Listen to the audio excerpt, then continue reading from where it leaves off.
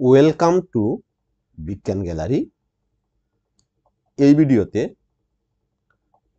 NCERT syllabus অনুযায়ী 2025-26 দশম শ্রেণীতে তোমাদের যে মাধ্যমিক ফাইনাল এক্সাম বা বোর্ড ফাইনাল এক্সাম হবে, সেই এক্সামগুলিতে তোমাদের সায়েন্স সাবজেক্টের 6 নম্বর চ্যাপ্টার থেকে কি কি প্রশ্ন তোমাদের পরীক্ষায় আসতে পারে। আর 6 নম্বরের চ্যাপ্টারটা হচ্ছে জীবন প্রক্রিয়াসমূহ বা লাইফ প্রসেস। আমি এই চ্যাপ্টারের সাজেশন নিয়ে এই ভিডিওতে আলোচনা করেছি। আশা করি পুরাটা ভিডিও যদি তোমরা দেখো এবং ভিডিওর দেওয়া প্রশ্নগুলি যদি তোমরা ফলো করো, অবশ্যই তোমরা বিগত বছরগুলির মতো এবছরও তোমরা 100% কমন পাবে। আমি এই জীবন প্রক্রিয়া ও লাইফ প্রসেসেসের উপর একটা 2 নম্বর ভিডিও দিয়েছি। এর আগে শুধু শর্ট কোয়েশ্চেনের উপর আনসার সহযোগে একটা ভিডিও দিয়েছি। বায়োলজি, ফিজিক্স, কেমিস্ট্রি উপর আমি আরও ভিডিও দিয়েছি। আর যেই ভিডিওগুলি বাকি আছে সেগুলিও আমি দেব। ম্যাথমেটিক্সের উপরেও সাজেশনের ভিডিও দেব। যাদের দরকার আছে এবং যারা এখনও চ্যানেলটাকে সাবস্ক্রাইব করোনি, তোমরা অবশ্যই চ্যানেলটাকে সাবস্ক্রাইব করে নেবে। এবার আমি চলে যাচ্ছি মূল প্রসঙ্গে। দেখো, আমি প্রথমে ব্রড কোয়েশ্চেন নিয়ে আলোচনা করছি। দেখো, আমি যে ব্রড কোয়েশ্চেনগুলি দিয়েছি এই ভিডিওতে শুধু আমি প্রশ্ন দিয়েছি, আমি আনসার দেইনি। আনসারগুলি তোমরা বইয়ে পেয়ে যাবে। আর যদি তোমরা না পাও, অবশ্যই তোমরা কমেন্টে লিখবে, আমি সেই আনসারটি তোমাদেরকে দেওয়ার চেষ্টা করব। প্রথম কোয়েশ্চেন হচ্ছে, হলোপাইটিক পুষ্টি এবং হলজৈবিক পুষ্টির মধ্যে পার্থক্য লিখো। তোমরা জানো হলোপাইটিক পুষ্টি হচ্ছে উদ্ভিদের পুষ্টি আর হলজৈবিক পুষ্টি হচ্ছে প্রাণীর পুষ্টি, অর্থাৎ উদ্ভিদের পুষ্টি এবং প্রাণীর পুষ্টির মধ্যে পার্থক্য লিখো। দ্বিতীয় প্রশ্ন হচ্ছে, স্বভোজী এবং পরভোজী পুষ্টির মধ্যে পার্থক্য লিখো। লেখো, স্বভোজী এবং পরভোজী পুষ্টির মধ্যে পার্থক্য লিখো। এর পরের প্রশ্ন হচ্ছে, রক্ষী কোষ কি, রক্ষী কোষের কাজ কি। আবার বলছি, রক্ষী কোষ কি, রক্ষী কোষের কাজ কি।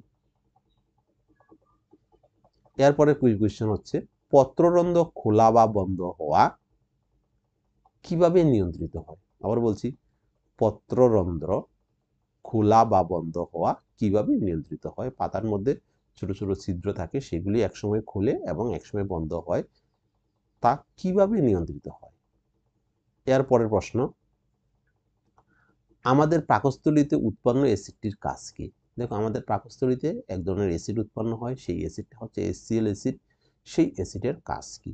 অথবা তার সাথে একটা প্রশ্ন আছে যে আমাদের পাকস্থলীতে HCl এর ভূমিকা কি। আবার বলছি, আমাদের পাকস্থলীতে HCl এর ভূমিকা কি। এর পরের প্রশ্ন, এনার্জি কারেন্সি বা শক্তি মুদ্রা কাকে বলে। আবার বলছি, এনার্জি কারেন্সি বা শক্তি মুদ্রা কাকে বলে। এটিপিকে এনার্জি কারেন্সি বলা হয় কেন। এরপরে কোয়েশ্চেন নাম্বার 7, ভিলাই বা ভিলি কি, এর কাজ কি। আবার বলছি, ভিলাই বা ভিলি কি, এর কাজ কি। এরপরে আমরা দেখে নিচ্ছি কিছু পার্থক্য। শ্বেত রক্তকণিকা ও লোহিত রক্তকণিকার মধ্যে পার্থক্য, জাইলেম এবং ফ্লুয়েমের মধ্যে পার্থক্য, শিরা ও ধমনীর মধ্যে পার্থক্য। দেখো, আমি এই ভিডিওর শুরুতে 2টা পার্থক্য দিয়েছি, এখানে আরও 3টা পার্থক্য দিয়েছি, টোটাল 5টি পার্থক্য দিয়েছি। আমার মনে হয় একটি পার্থক্য এক্সামে আসবে।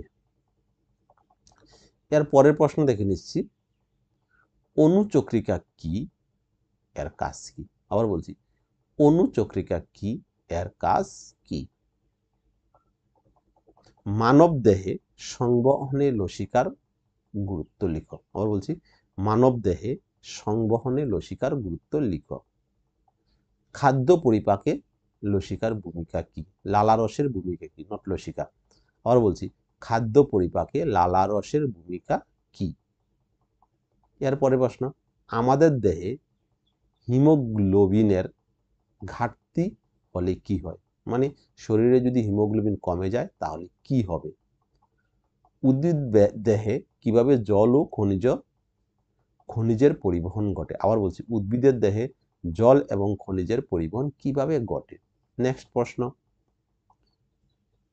মানুষের দেহে অক্সিজেন এবং কার্বন ডাই অক্সাইডের পরিবহন কিভাবে ঘটে? আবার বলছি, মানুষের দেহে অক্সিজেন এবং কার্বন ডাই অক্সাইডের পরিবহন কিভাবে ঘটে? পরের প্রশ্ন, এনএ নোডকে পেসমেকার বলে কেন?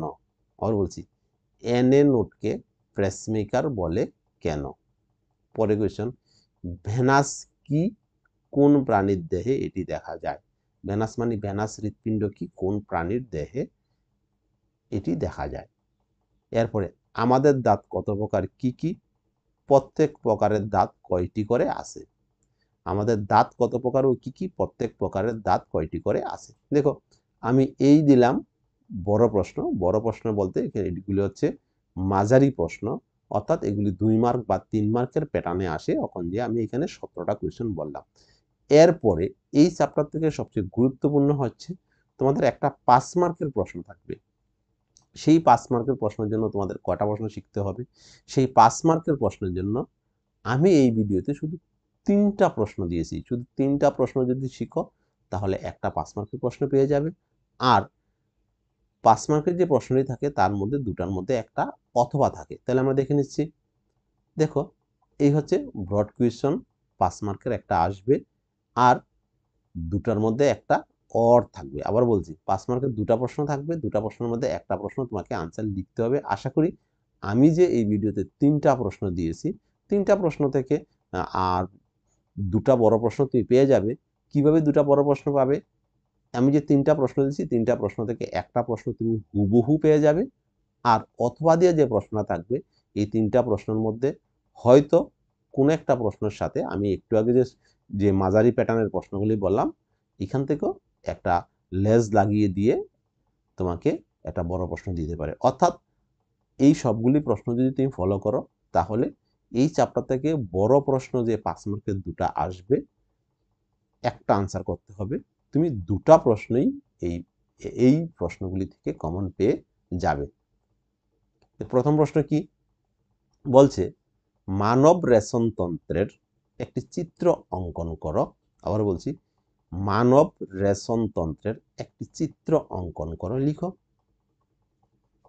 মূত্রে উপস্থিত প্রধান নাইট্রোজেন যুক্ত রেশন পদার্থের নাম কি? আবার বলছি, মূত্রে উপস্থিত প্রধান নাইট্রোজেন যুক্ত রেশন পদার্থের নাম কি? লিখছো? এরপরে আমরা চলে যাচ্ছি নেক্সট প্রশ্ন, মানুষের পৌষ্টিকতন্ত্রের চিত্র অঙ্কন করে বিভিন্ন অংশগুলি চিহ্নিত করো। আর বলছি, মানুষের পৌষ্টিকতন্ত্রের চিত্র অঙ্কন করে বিভিন্ন অংশগুলি চিহ্নিত করো। এরপর এটার মধ্যে আরেকটা প্রশ্ন আছে, পৌষ্টিকতন্ত্রের সঙ্গে যুক্ত পৌষ্টিক নালীগুলি নাম লিখো। পৌষ্টিকতন্ত্রের সঙ্গে যুক্ত পৌষ্টিক নালীগুলির নাম লিখো। পরের প্রশ্ন, মানুষের শ্বসনতন্ত্রের চিত্র অঙ্কন করে লেরিক্স, ফুসফুস, মধ্যচ্ছদা চিহ্নিত করো। শিরা ও ধমনির মধ্যে 2টি পার্থক্য লিখো। আমি একটু আগে মাঝারি প্রশ্নের মধ্যে দিয়েছি শিরা ও ধমনির মধ্যে পার্থক্য, এখানে আবার দিয়েছি। এই প্যাটার্নের কোয়েশ্চেন আসে, শিরা ও ধমনির মধ্যে 2টি পার্থক্য লিখো। যদি তোমরা এখনো এই প্রশ্নগুলি না লিখে থাকো তাহলে একটা স্ক্রিনশট মেরে নাও। তাহলে আশা করি তোমাদের অবশ্যই 100% কমন পড়বে। এবার ভিডিওটাকে লাইক দিয়ে তোমরা শেয়ার করে